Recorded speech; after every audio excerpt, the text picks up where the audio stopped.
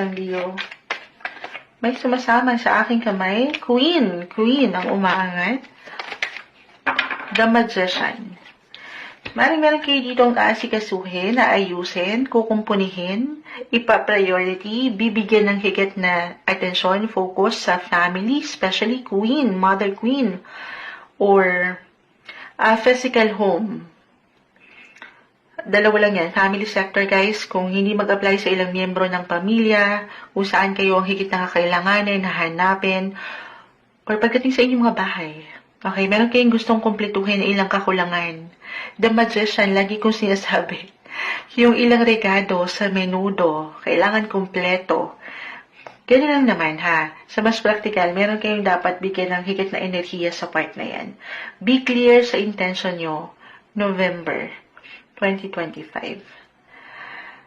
Or pagdating sa emotions, if this is about relationship, merong magiging klaro na. Dapat maging klaro naman talaga sa nararamdaman. Okay, kung ano yung gusto niyo pang patunguhan sa relationship na ito, especially sa mga komplikado ang pinagdadaanan. Two of Swords reverse kasi, parang naninimbang kayo, hindi klarong mga bagay, may kaguluhan pagdating sa inyong mga emosyon. So, okay lang mag-pause, Leo, kung kailangan mo muna